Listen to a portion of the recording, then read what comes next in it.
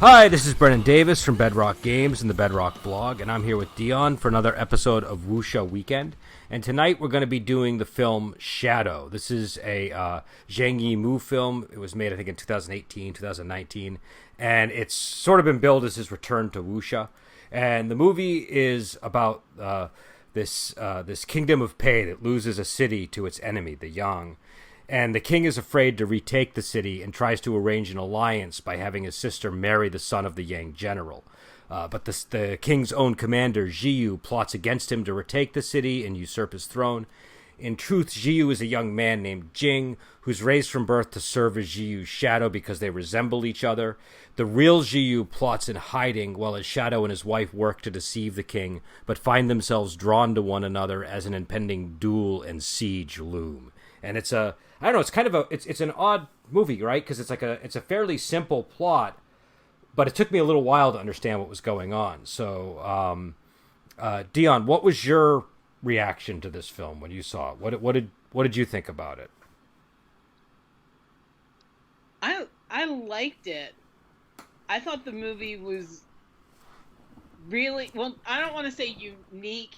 It has unique qualities to it, but it's not a completely unique film.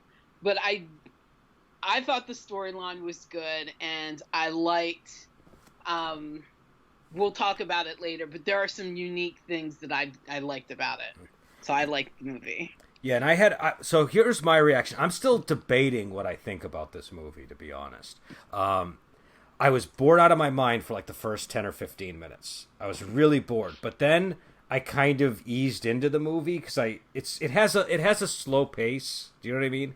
And and it's not like Zhang Yimou is the most fast-paced director in the world, so it's not like a betrayal of his style or anything like that. I should have been prepared for a slower pace. But I was a little bit bothered by the slow pace at first. But then it started to work for me, and the drama between the characters became interesting.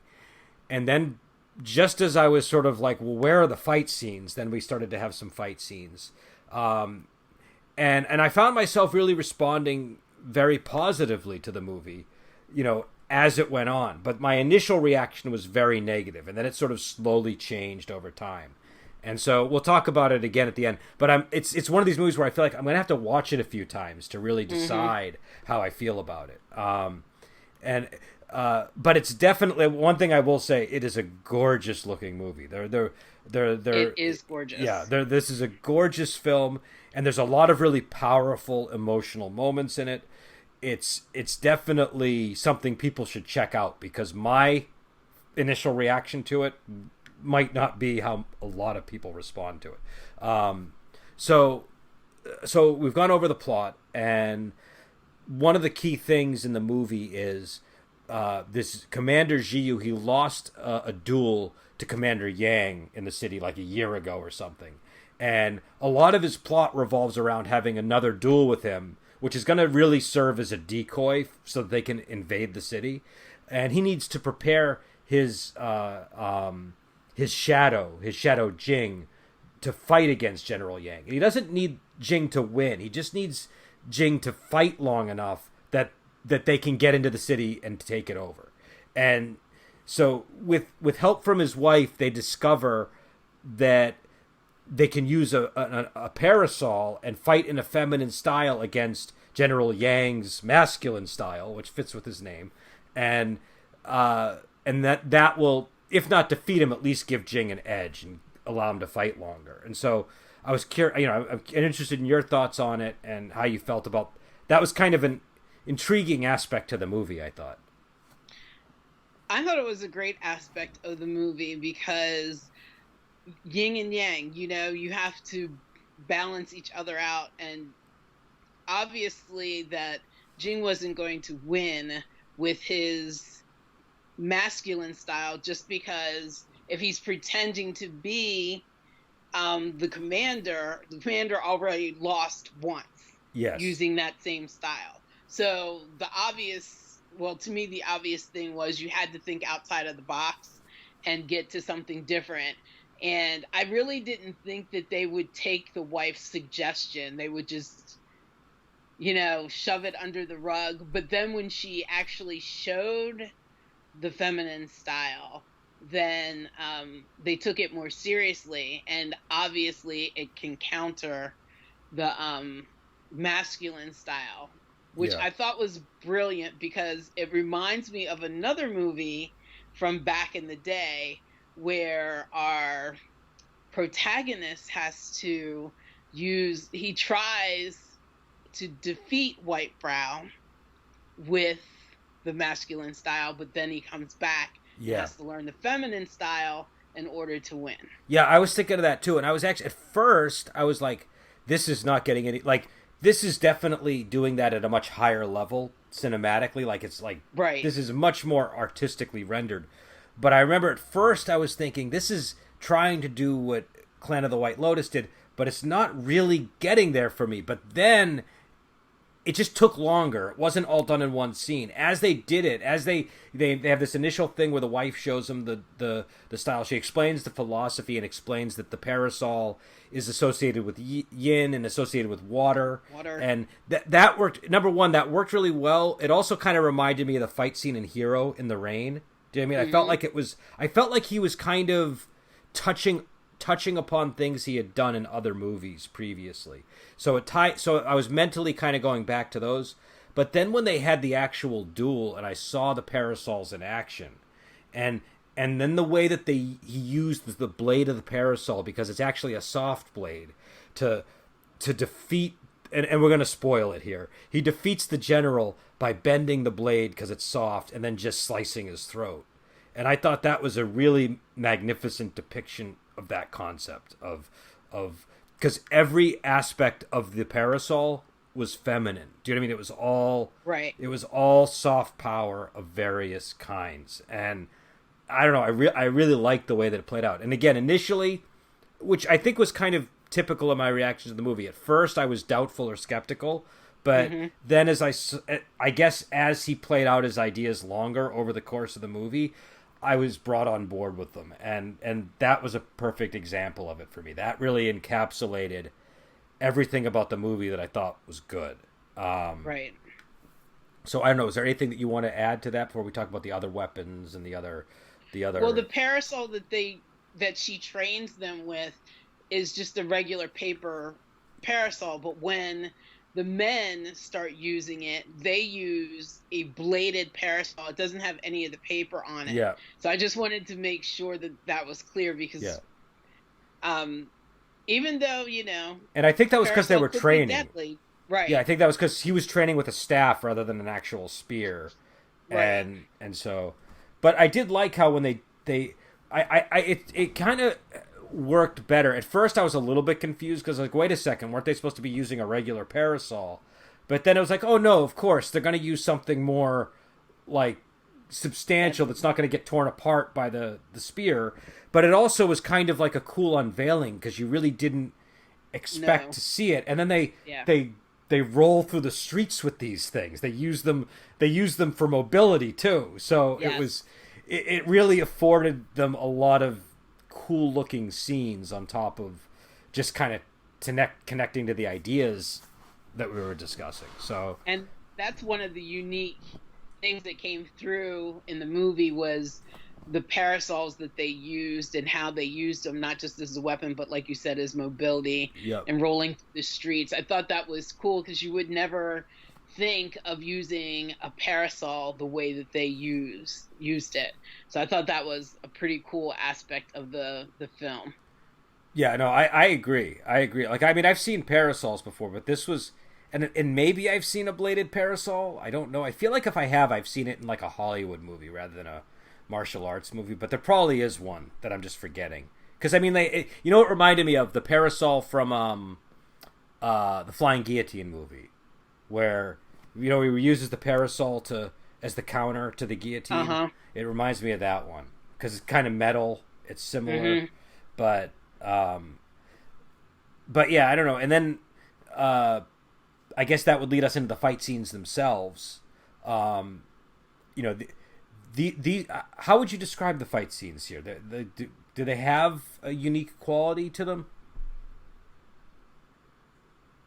I like that they were shot in the rain, because in the very beginning of the movie, she's talking about that there's going to be some great battle in the Yeah. rain, and it's kind of like, well, how do you know it's going to be in the rain? You don't even know when this battle is going to come. But I love how that all came together Yeah. in the battle for the city. But I didn't find anything like really unique besides the parasols, the way they used them. I thought that it was a very well grounded fight scenes. I do like the way that the Yang general used his spear. He showed great power with the Yeah. spear. Yeah, I agree. And like he was very accustomed to using the spear. Like it wasn't like he just picked it up for the movie. It's like he had been training with it for a while, and so it was really an extension of him. Sometimes with actors, you can tell that they've never used their weapons except for in that movie. But he looked like he was accustomed to that. It looked very natural. It was like an extension of his arms, you know, like it was another part of him, which I thought was really cool. And that's how the Jing ended up using the umbrella. He really connected with that too. I thought it looked really gorgeous when they fought with each other. I mean, the whole movie was gorgeous. I mean, it's a lot of dark gorgeous. Yeah, it's black and white palette. It's very yeah. But the beauty of the costumes and the movement of the people still comes through. If you don't use black and white well, it can seem really heavy and almost like you're drowning in it, but this was not used that way. There was good contrast, even down to like the strand of hair needs to be just so. Do you know what I mean? Like everything was fairly detail oriented, it seemed. And my reaction to the fight scenes, there were a couple of things I really liked about them. I think the first is that there were things that happened in the fight scenes that I didn't expect. Like when they were fighting on that platform and Jing slid along the ground and is stabbed by that splinter, that massive splinter, that surprised me. And I had a lot of in the same thing with the blade bending. It looked like it hurt. Yeah, and then and even though it's almost a cliche, but the way that it happened, I wasn't expecting it. When Ching Ching, the king's sister, stabbed Yang Ping in the neck, and to return the token that he had given her for the request to be his concubine. That was awesome. That was very awesome scene. I want to talk about her later. Okay, we'll save that for later. But what I also loved about the fight scenes is this is a movie where the characters don't really.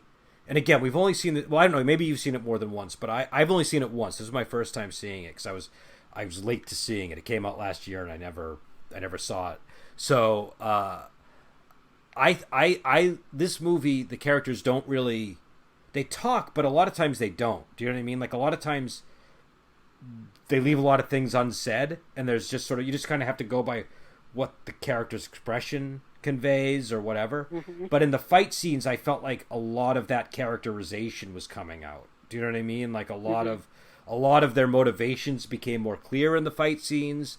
There were a lot of emotional moments in the fight scenes. Like every single one of the major fight scenes to me had emotional peaks to them that felt satisfying.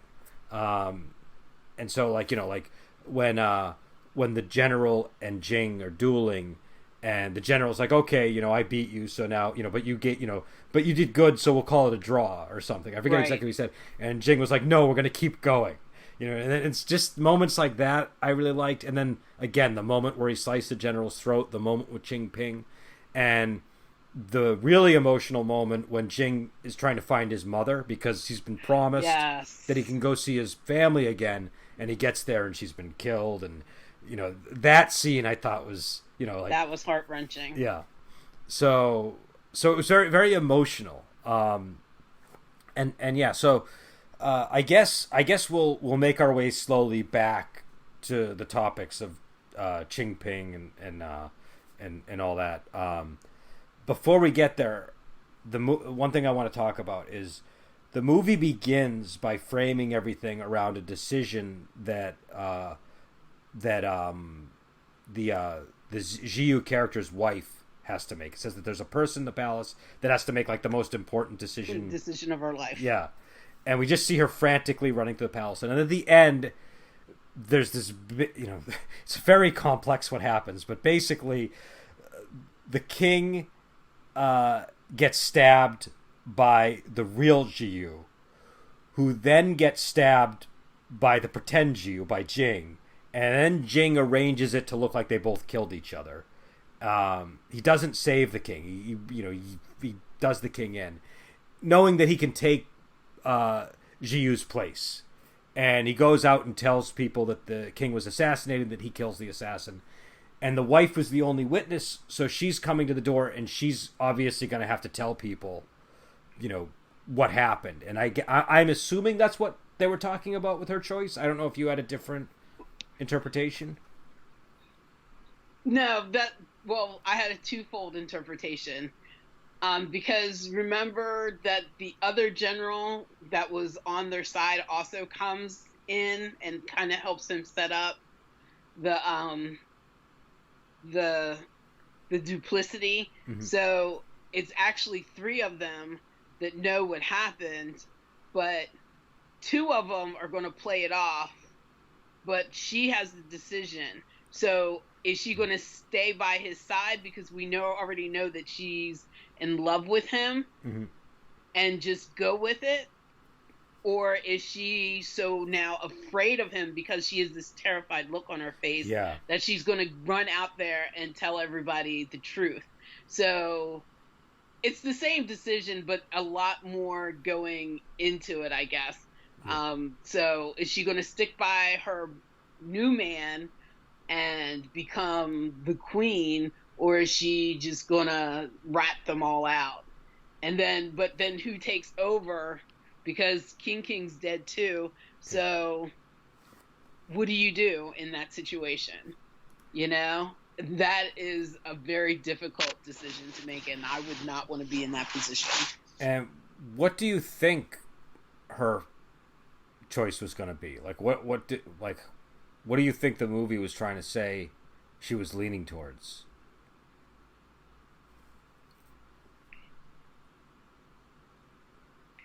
Or is it perfectly balanced? Is it impossible to discern because it's shadow, Yeah, I think it's gray. I don't really think that I don't really know what she did. In my position, I think I would have been too afraid to tell the truth, because who's going to believe a woman in that day and age of what just happened inside?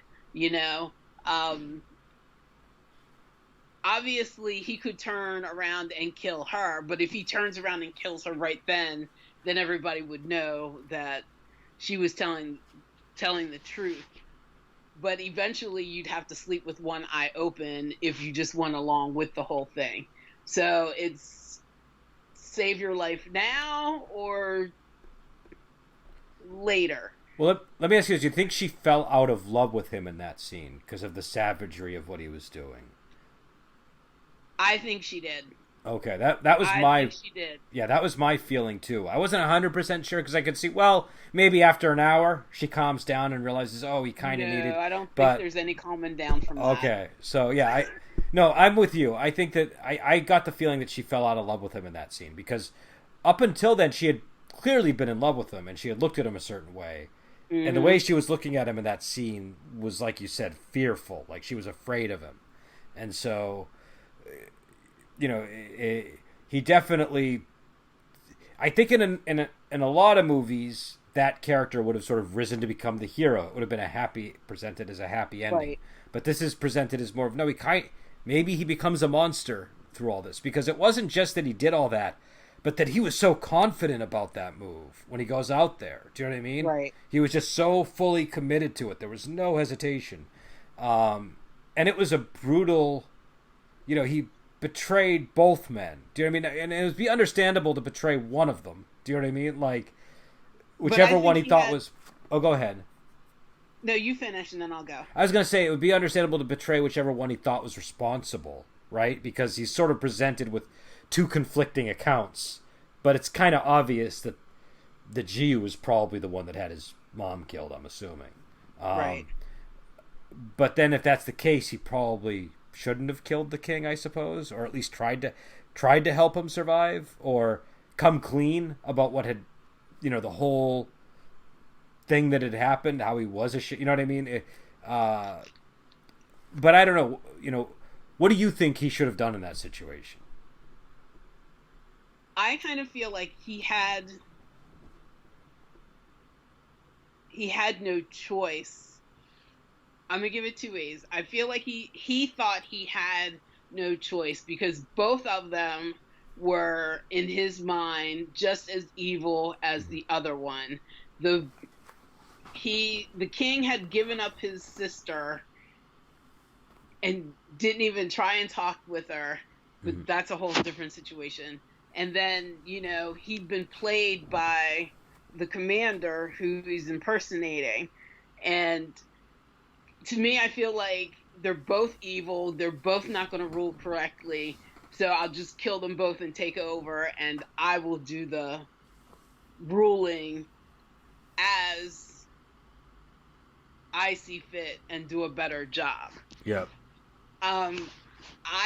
I don't know what I think he should have done because I didn't like either of those two characters. So them both dying was kind of like, well, there you go. And you both need to go. And one of them did kill his mom, which is going to put him into a very disrupted state of mind. Right, and I really don't think he was clear on which one did it, and so you just get rid of both of them. Also, it's worth pointing out, even though she's played very sympathetically in that scene because she's afraid, she was a participant in his upbringing as a shadow, too. And right. So on the one hand, number one, she's not morally clean, but number two, she does have a lot to fear because if he's that capable of that kind of brutality, like you were saying, she is going to have to sleep with one eye open because maybe it hasn't quite occurred to him yet, but down the road he might start to resent her too and start having these murderous thoughts towards her. So, I don't know, it was interesting. What I liked about this ending is it's the kind of ending where if you saw it in a movie theater, which I obviously didn't, and you saw it with friends, which with these kind of movies I rarely get to do, you would talk about it on the way home in the car. It would be difficult not to have conversations about this movie. I thought this ending, whatever the interpretation, I thought it was a very, very good ending. It definitely puzzled me for the whole night. I was thinking about it all evening. So yeah, I agree with you. I thought about it for a few days afterward. Like, why didn't they give us this, what her decision was? But I'm glad that they didn't give us the decision because, like, we're having this debate now. Yeah. What do we think that she would have done? There's so many moral issues that come up in that situation that, it's just a great way to end a film, to have people to continue to talk about it. Yeah. So, starting it where it ended, complete circle, it was awesome. And because yin and yang is an actual motif throughout this film with black and white, that makes a lot of sense. Do you know what I mean? It's sort of like, yeah, because it does come full circle, but it's a circle where you don't really know. There's like a... If they had given us a conclusion about that, it would have broken that motif, I feel. Yeah. So, what about the style and look? Because this was definitely a very good-looking movie. It was very sleek, right down to things like the texture of the ground. A lot of the details of this really amazed me. Like, they had that... Again, the yin and yang symbol plays out throughout the whole movie. Yes, they fight on yin and yang. Yeah, and in the training sequences, and they have my grandfather was a bricklayer, and so I couldn't help but notice the way that the bricks were laid out in that scene. They look so beautiful and textured, and the same thing with the platform and so much of the film. it wasn't just that it was black and white and that the contrast was there, but there was like when the water hit something, you felt like you could feel the water. Do you know what I mean? There was something immersive about the way the movie was shot. Yeah, it drew you into that world, and everything around you was completely I can't talk. That's okay. Irrelevant to that. When I watched it at night, and it kind of felt like that I was a shadow. Like, I was following everybody in the movie and getting their perspective.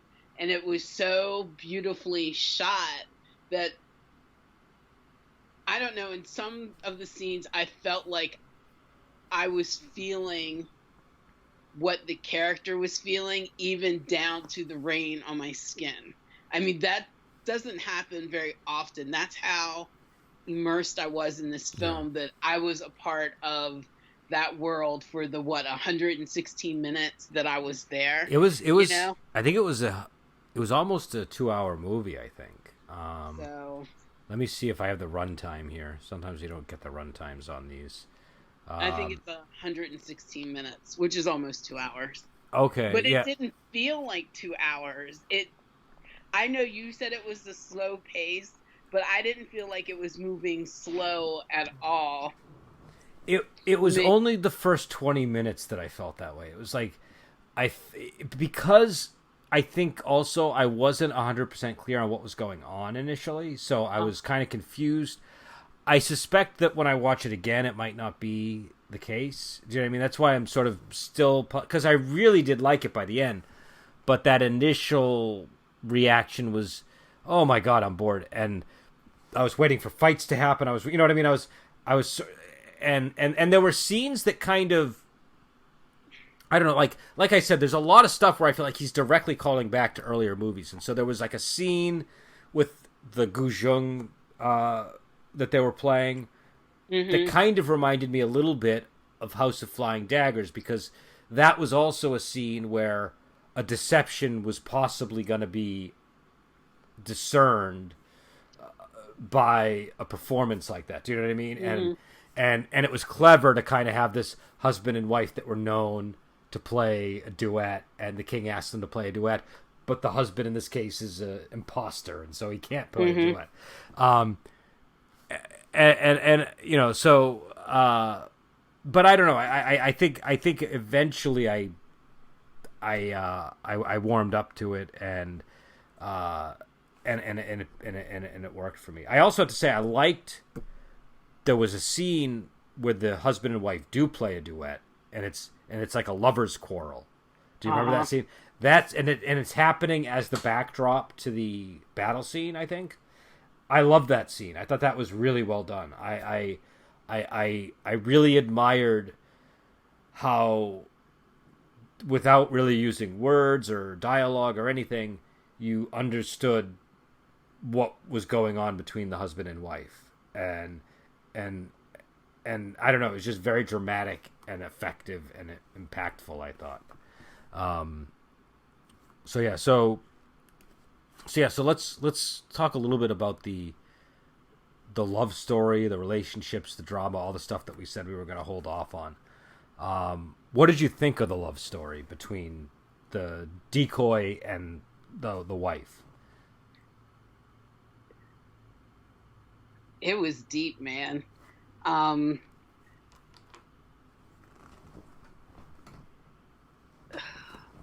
Yeah, I mean, so many emotions. I was just like, can you two just get together already? Yeah. But, sure. you know, I saw him sleeping on the floor, and I was like, really? How long have you been doing this ruse and you're sleeping on the floor? And it obviously had been a while that he's been pretending. See, I can't talk again. Pretending. But, you know, to see him sleep on the floor every night and to go through this little ritual. But, you know, the commander can see that his wife has kind of fallen in love with Jing. And you feel for him because he's down in this cave because no one can see him, and that's got to be playing tricks on your mind too. Yeah. Wondering what's going on in the outside world, even though apparently he did have spies telling him things. Yeah, so it was kind of heartbreaking that he would turn so violent at the end, and that she would become afraid, because that's not what I wanted to happen. But it made for a great story. Yeah, it did. It did. I agree 100% on all those points. I think that it's one of these movies where you really like want them to get together. You can feel the romantic tension, but also the threat of doom that hangs over a couple like that. Like, they should get together, but they also shouldn't get together, because that husband is a real nasty looking man. He does not see, he would not hesitate to kill them both, it seems. And he seems like a powerful person who, like you said, he has spies. And so I don't know. I thought all that was effective, and I thought you didn't want it to go where it went to, but it kind of had to be as effective as it was. If they had offered us the satisfying sort of, romantic happy ending, or even if it was bathed in blood, if there was a sense that this couple got together and it was joyful, that would undermine. What was that? That wouldn't have been satisfying at all. Yeah, I agree. So, but they had to kind of get you to want that to make that last scene effective. So, so there was that, but there was also the one we mentioned with Qing Ping, the sister of the king, and how she's given this dagger, which, maybe don't give women that you're proposing to daggers in these kinds of situations. You gotta stop there, because what he did to her was just downright wrong. No, it was. You do not ask the princess to be your concubine. It was an insult. She needs to be wife number one, not wife number two. I agree 100%. Obviously, it was an insult, and obviously the king is. Right. It kind of makes the king look bad. But how stupid do you have to be to insult somebody and give them the weapon? But that's going to come back. Well, you should know that that's going to come back to haunt you. Yes. Even if she did marry him, she would be waiting for her time to use that dagger appropriately. Yes, and he's given her something that she can, even if it's not in a combat scene like this one, that she has every right to have in her hand in a setting with him. Do you know what I mean? Because it's the token of their... So it just seems like a bad idea. But yeah, no, he's so it starts out where it seems like he's going to offer to be her. I think the king had asked to arrange a marriage, and then he's like, "Oh, I'll take her as my concubine," and the king basically agrees to it, and so she sneaks in with the rest of the soldiers into the fight. She gets killed during the battle, fighting with this guy. Before you do that, we have to explain what kind of sister she is. Because she is not your demure, pretty little sister that does whatever you say. They called her the wild child at the very beginning. Yeah. And then she's going to be insulted. So you know that good things are not going to happen. Yeah. No, and she's very feisty. She talks back. I mean, I don't remember if she does it in front of the advisors, but she speaks back to her brother. She definitely reprimands him. And rebukes his position, basically agreeing with the advisors who consider him a coward. And so after all this, she sneaks into the city and she participates in the siege, and she ends up having a duel with the prince or the general's son or whoever he is, and I think he delivers a mortal wound to her. But when he asks her, "Why did you come here to die like this?" and she says, like, I think she says something to him like, "Because you insulted me." And the look of confusion on his face is beautiful. It's like, oh yes, this is going to be a delicious revenge. And then she just stabs him in the neck with the, and again, there's a lot of movies that do something like that, but this I thought was still surprising the way that it was done. It was at least emotionally effective. It was definitely emotionally effective. And when I saw that she had snuck onto the boat and was going to be a part of this mission, I was like, I hope she comes out victorious. And I meant victorious as being that she kills him. Mm-hmm. I wasn't expecting her to die too. I thought she. Oh, go ahead. Go ahead. I thought she was so feisty that she was going to have excellent fighting skills. Okay. And she does have excellent fighting skills. It's just that he is a little bit better. But I just was hoping that she wouldn't die and that she would go back to her brother and say, you might have sent me to marry him as a concubine, but I got my revenge, and just rubbed it in his face because she was feisty like that. So, yeah, I was really hoping that she would go back to her brother and, give him hell too. Yeah, and I have to say, the moment they had this scene where they kind of do a Trojan horse thing with the was like a Lai-Tai platform that he's supposed to fight on. It's like a boat with a platform on it, and they all have kind of like ancient scuba gear, right? And she just jumps in with them. The moment I saw her in that scene, I was like, oh, this feels like the kind of movie where this person's now going to die. It just felt like that kind of movie.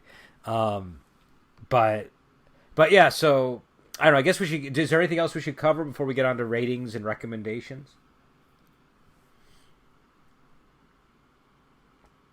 No, I think we covered everything except for the Kings of Butthead. But I think we kind of said that throughout. Yeah, that's self-evident. Discussion. I do have to say, I found him oddly charismatic. You didn't like him, but you were still kind of he still surprised you. Do you know what I mean? He still surprised you with his intelligence from time to time. Do you know what I mean? He was still, in a way, he had what it took to be an effective ruler, but it seemed to be that there was maybe a little bit of madness in there, and also the cowardice, and those two things were, preventing him from being great. But he understood how to play the chess game that was unfolding. And it was really only that boneheaded move of standing in front of a guy with a mask on his face who obviously could be the commander, and letting him stab you. Do you know what I mean? That was, that was a scene you knew that was going to happen. The viewer knows that is going to happen, and the king should at least have suspected it was a possibility. But yeah. So why don't you go first with your rating and recommendation? Okay, we're doing this on a scale of 1 to 5, and there's no halvesies. So I'm definitely going to have to give this a 4. I felt the emotional connection with the movie. I felt like I was in the middle of the movie with the characters. It was just beautifully shot. The costumes were beautiful. I loved the storyline.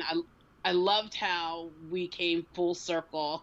I loved the yin and yang motif playing throughout the entire movie. I just thought it was really well done.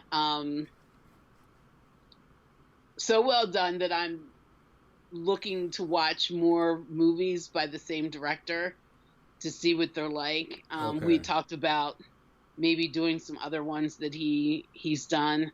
Have we done Curse of the Golden Flower, by the way?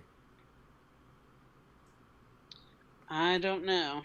I feel like we did do. I feel like we've at least done Hero. We did do Curse of the Golden Flower. Okay. So yeah, I'm sorry. Go on. But yeah, I really enjoyed the movie. I did get to watch it twice because I watched it today after I was done work before we came on. So yeah, I thought it was a really good movie. The tension and the drama, and it just all works so well together, and this is, and me, I'm an old school girl. I really like my 70s and 80s movies. But this one I really, really enjoyed, and I'm glad it's free on Netflix because I'll be watching it again. So for me, I'll just say very flatly, it started as a 2 for me and it ended as a 4. I I I was bored early on, and I think the reason why is it felt like more of a court drama. Do you know what I mean? Initially, and I'm not I usually can a see big that. fan. What I'm sorry. I can see that the Yeah. first like 10 minutes was Yeah. nothing about but them in, and I thought that too, that there was just going to be too much court and, politics And so, in the court. But but then these emotional things started to happen, and just interesting things started to happen, and intriguing things, and it just kind of more and more my attention was gained, and it made up for the boredom at the beginning because a lot of that stuff was paying dividends later on. So I would definitely say my final score is a 4 for this. I don't know where it's going to reside if I watch it again or 5 times or whatever. It might go up, it might go down. I suspect it would probably go up if anything. Um, but I would have to watch it again to really see. Do you know what I mean? It's the kind of movie where I hmm really need to see it again. So I would give it a tentative 4, and I would say definitely a movie people should see because a lot of people do like this movie. Number one, it's got I think very high overall ratings. And I was a little scared when I first started watching because like, oh man, I'm gonna have to give like this high rated movie a 2. And the only other time I've done anything like that is for what was the movie? The Assassin, the 2015 movie with Chu Chi. And so, uh, you know, at first I thought this was turning into another movie like The Assassin, but it definitely wasn't. It just kind of had to. I don't know. I think it maybe wanted you to trust it a bit in the beginning. Do you know what I mean? You kind of had to. hmm This is obviously if you're coming to see this movie, it's because you like this director. He's done a lot of good films, and he's hoping that you're going to give him that trust initially. I think to make everything come together, and also I think there are for a lot of people those kind of scenes are fine. They're going to like that stuff. It's just that for me I was like, this is a little slow, a little lethargic, and really really drab looking on top of everything. I don't know if I want I love drab, but I need some excitement to make the drab sustainable. But then things kicked in and it worked. So I ended up really liking the film. But I feel like I still have to kind of mention that I didn't initially because I think anybody with my taste that goes in and watches it, that first 20 minutes could deter them, and they kind of have to stick through it and see where the movie goes. Do you know what I mean? And then hmm I guarantee there's a really good chance you're gonna love what comes. But again, it's where was this on Netflix? This one, Yes, we saw it on Netflix. so you can see it on Netflix. It's totally worth checking out, and it's worth checking out because of the director. It's worth checking out because it's kind of notable, and so uh, and it's gorgeous, and it's also a good example of just how poetic movies like this can be sometimes. Do you know what I mean? Like if you need hmm to, a lot of the movies we really love, when I show them to people, it's not their thing. Do you know what I mean? It's just the way the films are shot, or the way just the because the priority is on violence and martial arts action. Some of the other stuff isn't to people's liking. This movie tends to everything, so I think that if somebody has a higher bar for what they want, this might be a good film to show them, to say, hey, look, here's what a martial arts movie can look like, what it's done in a certain way. Do you know what I mean? So Right. it's sort of your cafe latte version of like wuxia or kung fu. Do you know what I mean? So like if I'm going to show, if my dad's not a big fan of movies like this. Anytime I've shown him a movie that's got martial arts action, he's not a big fan. This would be one of the movies I would probably pick to try to win him over. So I don't know. Anything else to add before we move on? Well, I think that our ill-fated lovers had great chemistry on screen, and Yeah. I was just reading that they're actually married in real life. That So makes sense. That definitely makes that sense. does make sense. So I just wanted to mention that. Yeah, and you know what? It makes sense from both directions because I believed that she loved him. I also really believed in that lovers' quarrel scene with the Guzheng scene, and so I think to get both of those, them being married really would add to that. And also, I'm kind of happy that in a way they do have their happy ending in real life. Do you know what I mean? Right. So, maybe the characters don't have a happy ending, but at least presumably they are happy together. So that's kind of nice. But yeah, and I guess we're not quite sure what we're gonna do next time, but I do know that we've been talking about a potential Jackie Chan movie. Yeah. Which I'll have to confer with Dion to see if we can do this one. But there's a Jackie Chan movie that I've apparently never seen, where Jackie Chan is dressed as Chun-Li.